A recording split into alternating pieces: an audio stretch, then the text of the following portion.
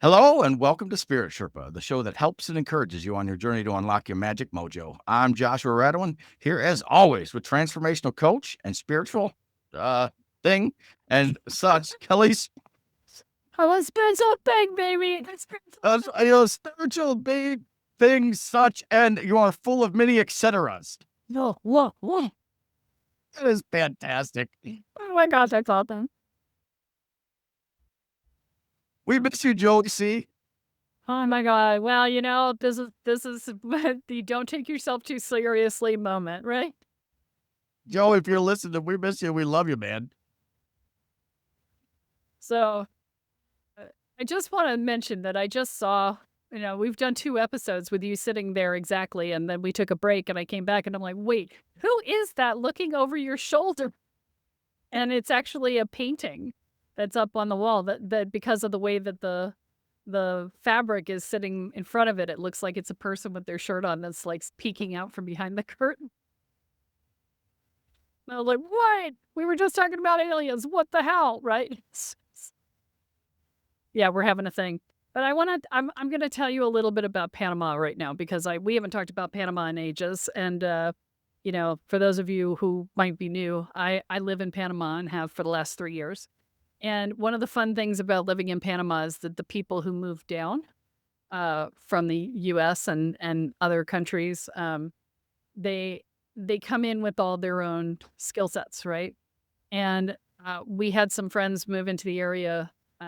They weren't friends before they moved here. Let me be clear. We had some people who moved here who we made friends with, and one of they both are. They both have learned the Bob Ross School of Painting, and I know she is an instructor. I don't know if he is, but I said, "Would you teach me how to paint clouds?" Because we live in the cloud forest, and I'm trying to learn how to paint better. And she's like, "Yeah, I'd be happy to do that." And so she came over just before the surgery and was working with me on how to paint clouds. And so I'm going to show you my very first painting. Now it's in oil, so I didn't have a light enough touch. And so the colors mixed a little too much, so my clouds are green. So don't make fun of me, okay? But I was very happy with it. And let me see if you can see it. Here, I'll hold this back some. So not too shabby, right? Oh, I'll bring it a little closer so you can see. But yeah, Yeah, that's clouds are beautiful. green, but they do in fact look like clouds, right? So I felt like that was a win. Yeah. And just so you guys know, I mean, you can always jump over to YouTube, like, subscribe, and share too, there because we're live in your face. Well, we're not live, but we're in your face. You can see our faces. We're live. It's the eternal moment of now. We're always live. We're live. And in person on the internet. But yes, so yeah, we feel like we're in person because I am in person to me. So weirdness. So yeah, the fun part is that you never know what you're going to find when you talk to new people who have come into town. So it's so much fun. We had Thanksgiving here, which is fun because they don't do Thanksgiving in Panama. And these same friends have been hosting massive Thanksgivings for forever. And we usually host Thanksgiving at our house because my husband's a chef, and I've been doing it even long before I met him because I am a good cook too. And so I actually got to be a guest for the first time in 30 years at Thanksgiving this year because I was post-surgery and should not be lifting or doing a lot of stuff. And so I was so excited to be a guest. But we co-hosted Thanksgiving with them and had I think we had 30 people at this event. And so, that was fun too. It's just the community here is so amazing and it's so beautiful here. I'm constantly in awe every time I get up in the morning. I'm just like, oh my God, it's so beautiful. But we have our new back porch that got put in earlier this year, and we've been sitting on it because the dry season has now come. We're still waiting for the rainbows to kick in because so dry season is also windy season here. So the winds kick up and the humidity comes down and the rain levels come down, and it's not as lush looking. So I really like rainy season because it's very lush, but the temperature is more comfortable in dry season and windy season. But the winds have kicked up some, so we have a nice light breeze all the time, but they haven't hit the full, gale force that we get periodically around here in the dry season. And the rains are still here, so we're starting to get the bahareke that creates the rainbows. And so bahareke is tiny little mist of rain that gets hit by the wind, and the wind strings out those tiny little droplets, and that's what creates the beautiful, vibrant rainbows that you get around this time of year. So last year at this time, we had tons of rainbows, and this year we're a little later in the season with the rain going away. So next week or two, it should hit. So we may get rainbows for Christmas. You guys can wish for a white Christmas. We'll wish for a rainbow Christmas. I don't know that anybody's wishing for a white Christmas as much as they used to. There is I that. yelled, it's funny. We got pounded, I think, with like 25 inches of snow in the last week and a half, and at least up on my folks. And it's funny. I think this is the first year in a while that we've actually had any significant amounts of snow. I was thinking, I wonder if that's related to everybody getting sick of shoveling, and then we're all collectively manifesting not having snow. It's either that or HARP. I don't know. Wonder.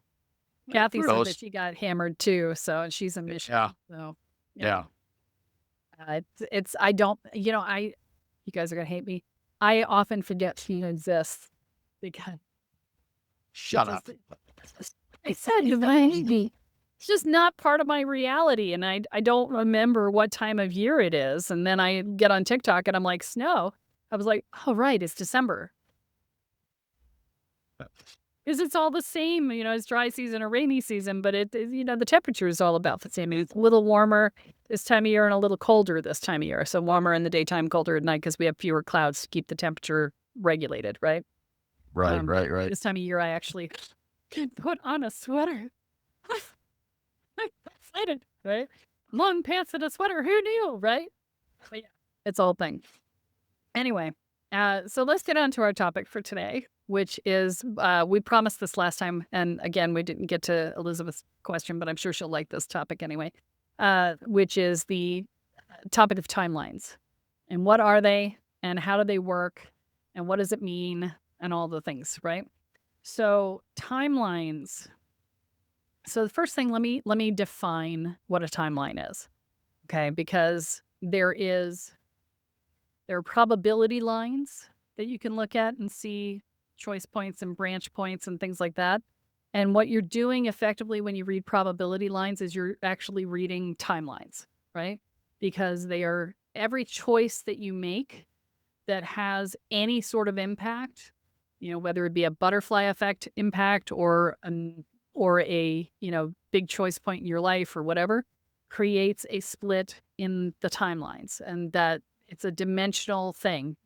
Every time you make a choice, you create a dimension, one where you made one choice and one where you made the other choice, right?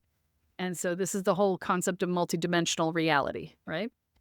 And so when we're talking about timelines, we're talking about all of those timelines, all of those dimensions where things happened. Now, when people talk about that's a diverging timeline, right? When people talk about collapsing timelines, what you're seeing is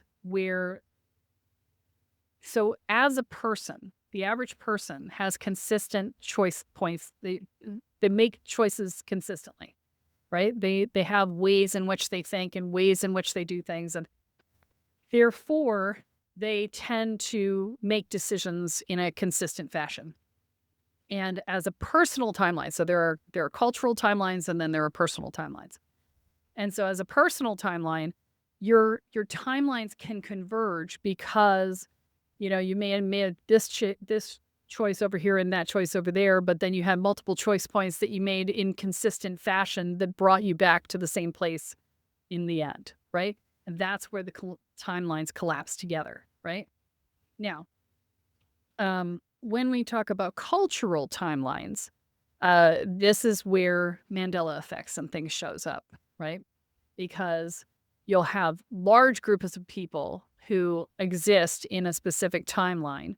And when those timelines converge with other timelines, then, the remembered past, quote unquote, remembered past, has to converge as well. And this is where we find some artifacts from previous things. So, like when you can find the Fruit of the Loom cornucopia on the internet. And yet, Fruit of the Loom swears they never had a cornucopia on their brand at all in this timeline, right? And, people are like, no, it was Jiffy peanut butter. And they're like, no, it's always been Jif. Like, no, was Jiffy, right? Or, Nelson Mandela died in prison. Nelson Mandela is still alive, right? Those things, right? When you look at these things, that's what happens when you start to have cultural timelines converging. And, again, similar sort of concept, right? We as a community have ways of being within our governments, within our cultural constructs that cause us to act in specific ways. And so, yes, diverge and then collapse, right? Same concept. Now, here's the interesting thing is that when you make choice points, you will not always reconverge. Okay. You will not always collapse into another timeline. So when you make decisions that up level your vibration, okay. So, or down level your vibration if you're going to choose to go into victim, right? So either way, you're going to change your timelines. You're going to change into a timeline that is in harmonic vibration with you. This is why people talk about how to up-level your vibe and, all the thing, right? How do you do that? And it's not just, the challenge with up-leveling your vibe is that it's not a one-done choice. It's a consistent decision, right? Because your vibration is your dominant vibration, not your momentary vibration.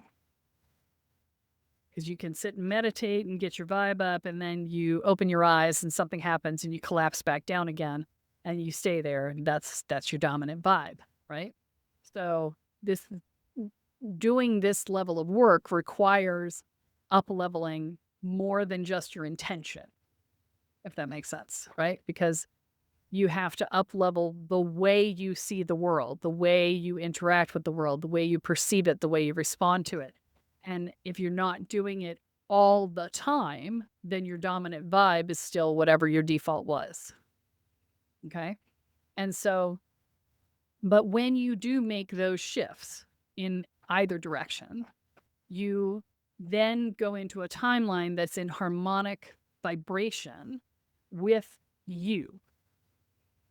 And so you have to hold yourself in that higher vibration 24/7, right? Not just momentarily, 24/7, in order for you to end up in that new vibration. Now, that new vibration will take you into a reality where other people that you know may or may not be the same people that you knew.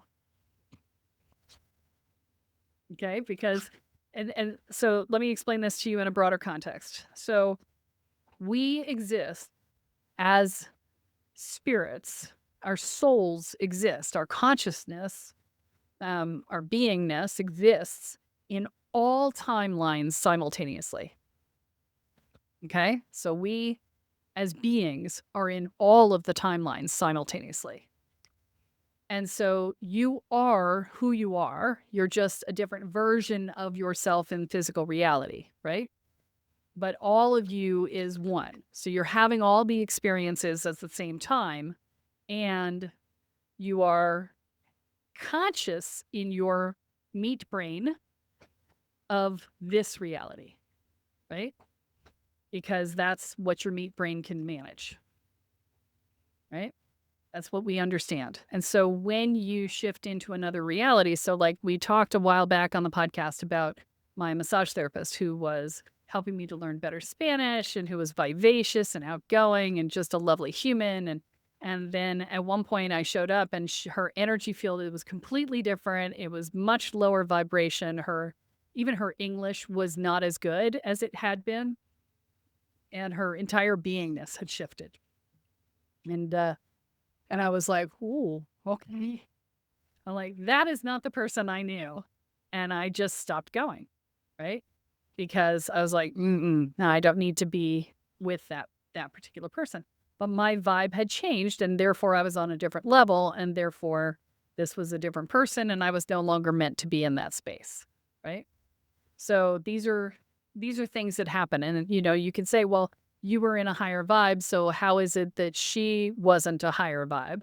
And it wasn't that she was, she was just a different person in this particular vibration, and I was not meant to be in that space, right? So it's not that everyone at that vibration level it's not that everyone will be at the same vibration level as you. It's that you will find the people who are the vibe that you need to be when you're in that different state. Does that make sense? 100%. I mean, I can't tell you how many times I've experienced that, and that actually clarifies a lot of things for me. I've had those relationships with people where everything is bubbly and everything's great one day, and then I look and I'm like, what's going on? It's like, that's not how we talk to one another. That's not how we treated one another. And there's something different about the eyes, right? Like for me, it's the eyes. The eyes are the window to the soul, and that's where I can generally discern. I'm like, okay. And at first, I just had a lot of different philosophies of what that might be. Never once thinking that it was a timeline shift. So that's pretty powerful there, Miss Kelly.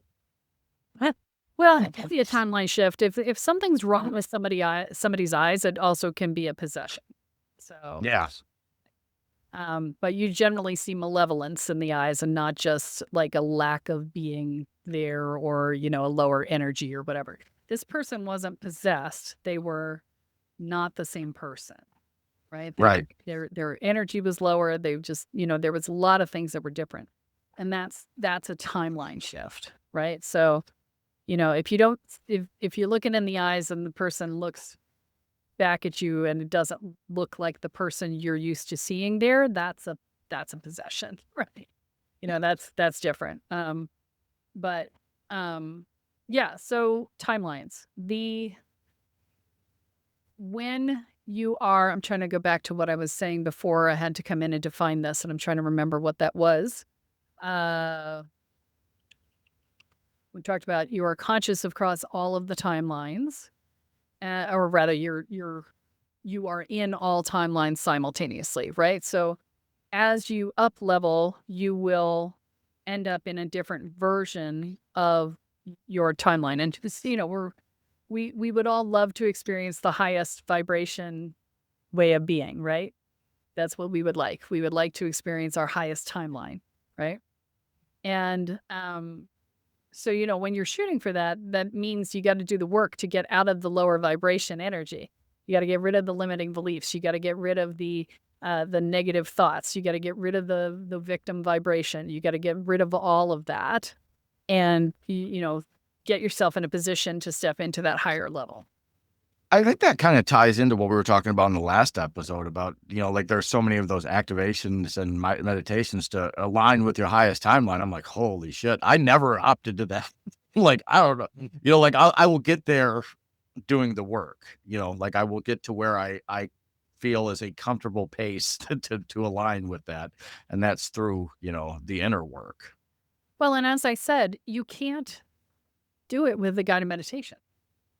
Because you could tell her your life thing, right? It's a you momentary can tell her.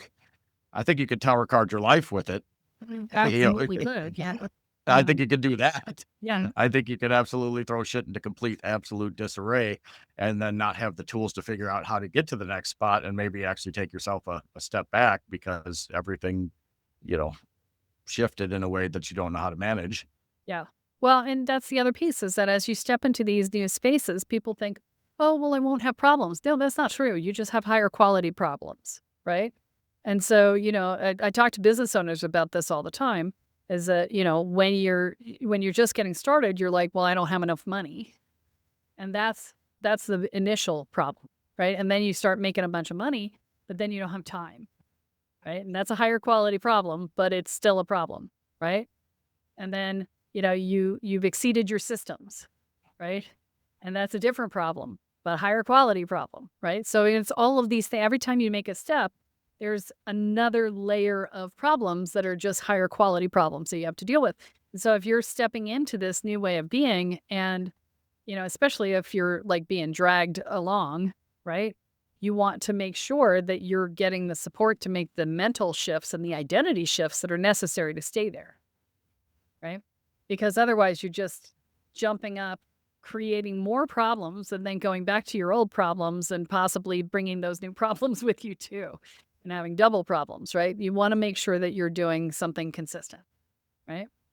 So, when you're doing this work and you're looking at timelines, you want to make sure that as you're trying to shift your timeline and shift your identity, that you're doing so in a way that's consistent because, the bouncing up and down isn't going to do you a lot of good and could, in fact, cause problems. Doesn't always cause problems, but it could cause problems. And so, better to do a process-based system than to try and skip the work and, have somebody else drag you up, and then not have the ability to stand on your own and fall back down, right? So, yeah. Any other questions about timeline? We talked about it on one of the podcasts before. When I talked about how they converge, and it feels like there's like multiple beings coming in, or multiple separate parts of your consciousness of the one coming into one. Yeah. I don't really have a question. It's like, what the fuck is this? And as I said, we talked about this on the psychic mastery call, and one of the questions that was asked was, you know, what do you do when your memories don't match other people's memories from the timeline that you're in, right? Like, oh, well, sometimes you just agree to disagree, right? But you will sometimes have multiple memories, right? If your consciousness brought it in and your brain is accessing all of it, you have to, this is one of the reasons why I teach people to hold quote unquote reality very lightly, is because reality is what we make it, right? Reality is entirely mutable and it changes all the time. And it, even the past changes based on the way we remember it and the way we hold it and the way we respond to it. And so, you know, what is it? It's we're living in the matrix where everything changes all the time. The one thing the Walkabout has taught me is it's fucking weird. The deep, it's fucking weird, man. Like I was in cities in one place that I was in on the exact opposite side of the country that are absolutely the same with the same people and the same things going on. And then I was talking to a medium friend and she was driving through New York and she ended up in a town that was completely from the 1950s. Everybody had Bel Airs, fedoras, and I was like, yeah, that story probably throws most people off, but I fucking get it. Like there's a lot of weird stuff going on out there. And, when you explore outside of that comfort zone, you really start to pick it up if you're aware.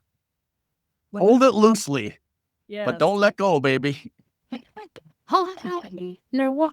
Yeah. But when I was on Walkabout, I actually had this thought that there's so many towns named Springfield. And it's actually the most common name of any city in the country, in the US. And I had this thought because I had that same experience when I was on Walkabout, right? Where it was like, no matter where you go, it all seems the same, right? And I had this thought that, the name of Springfield, like, what if you could just teleport from one place to another in Springfield? And the Springfield is the common thread, right? And I was just like, that was one of my thought processes as I was driving many, many thousands of miles. So, yeah, I was like, Explain why the Simpsons use Springfield as their hometown. I know, right? That's interesting. Yeah, and so the timeline issue and the reality or lack thereof issue. We did an entire episode on reality and morphing reality and what is reality real and all of these things. And that one was fun. I did some energy work on that one. I remember doing that. And so I tell people to hold it lightly because when a timeline converges, whether it's yours or cultural, you can hold conflicting memories. You can hold a memory that is completely different. And this happened to me. And I explained it as a story. But looking back on it, I think it was a timeline convergence thing. I talked about this very early on in the podcast, I think, and I said it was a story. And now that I'm looking back on it, I'm like, no, that was a timeline convergence. I just wasn't thinking about timelines at the time. But the time where I had friends who, I had two different friends and they got together and they didn't tell me, they became romantically entangled and in fact got married, but didn't tell me. And he and I had been dating, and then the two of them, we were not serious. We in fact had been very clear that we were not meant for each other long term, and that it was just convenient, right? And then the two of them got together and didn't talk to me about it. Was the story that I had, and I was upset about it. And then he came to me and he was like, I just want to check in with you because, blah, blah, blah. And I said, we didn't talk about this. He said, we did talk about this. And the moment he said, we did talk about this and you said it was okay, I remembered that reality. Right? But before that, I had not remembered that reality. And I had both memories at the same time. That was a timeline collapse. I thought it was a story I was holding back when I told this story first, but I'm like, no, I'm looking at this again. That was a timeline collapse. And I just wasn't, at the time, I wasn't, conscious of the timeline whole thing. Wasn't a thing we were talking about. But yeah, that's exactly what that was. So sometimes you have both memories at the same time. It be getting weird out there. Netting weird? Oh, and this was, 24 years ago? Getting weird? It's been weird for a while, baby. That's why we do the work, so we don't freak out. That's right. Yeah, that was my friend who used to say, sometimes I think we just do all this work so we don't freak out when the weird shit shows up. Not enough for when, right? Yeah, I think there's a lot of people that go through this awakening process, and I have a sneaky suspicion that's why we see a lot of people in our mental institutions, on medications, and what they're experiencing is something that they can't fully hold because it goes against what they taught what reality was, and they try to control that for I guess it is what it is. But like having seen that side of life, and cracked, I could see. That it's not easy to hold sometimes. It's a lot. I will say this. It's not easy for the adult mind to hold. Children hold it all the time. Don't have the phone. Right. They don't have this hard and fast definition of how things are supposed to be. And so, we all have the ability to go back into that childlike state and just be and not have to have it be such a big deal, right? It's when we are attached to reality being solid that it becomes a problem. And for me, that was a big issue for a very long time because especially if you come out of trauma, life becomes a lot about black and white. Everything is good or bad, up or down, black and white. And the further you get into this work, the more you realize that everything is just shades of gray. There are things that are inherently right and wrong, but vastly less than what you think, right? It just becomes much, much more gray as you go on.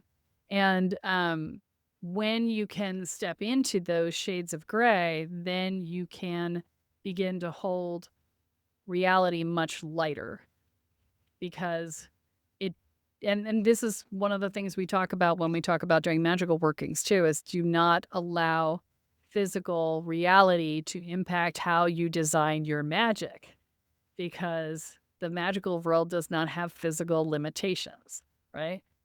And so that's another piece of it, is the more you can step out of physical reality, the more creative you can get with your magic, the more impactful your magic can become, things like that. And all of it, right? And so, the more you can let go of reality, the better you get at this whole process, but you can't let it go of reality so much that you lose touch with it entirely, or you end up in that mental institution, right? Keep a It's thread, just I like know. like in the Egyptian mystery schools. When you go out there, make sure you got a thread. Yeah. Gotta have a tether. Yeah. So, all of these things and more, right? And so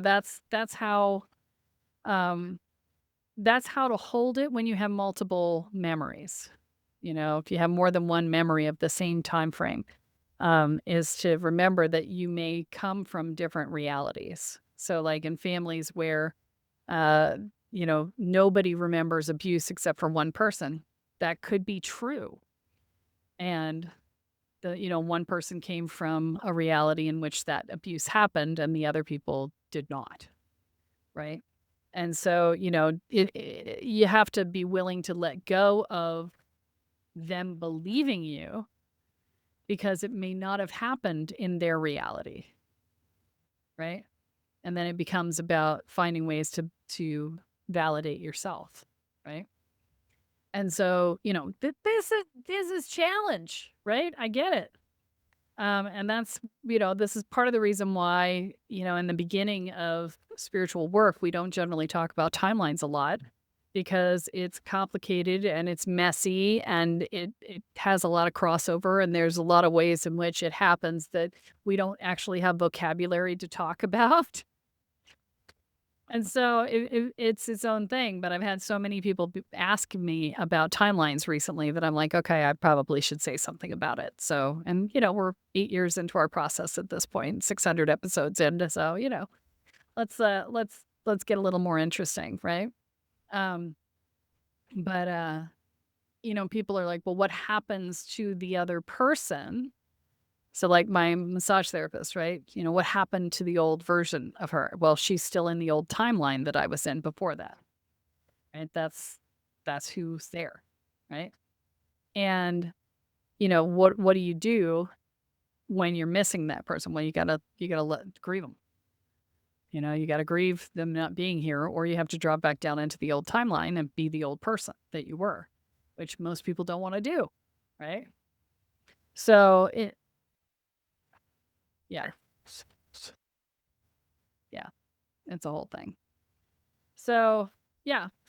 Any other questions from you on timelines? Anything else I missed?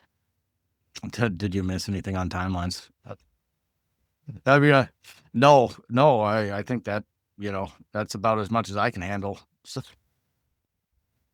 It's what happens when you don't come on the psychic mastery call. uh, I want integration. I want integration. It shows up anyway. Even I'm like, no, nope, and then it shows up here. Because that's how it works. Yeah. All right. Well, all right. So remember, guys, to get in on the mailing list and to get your free Boundaries for Empaths class by signing up on the website at kellysparta.com, and that'll get you on the mailing list too. Remember to like, subscribe, and share. Please review this podcast if you haven't already. Give us a good rating so that people will hear about us more. We get pushed out more when we have better ratings. So that would be helpful. Thank you for listening. And remember, what you focus on expands, what you intend is what you create. So choose wisely.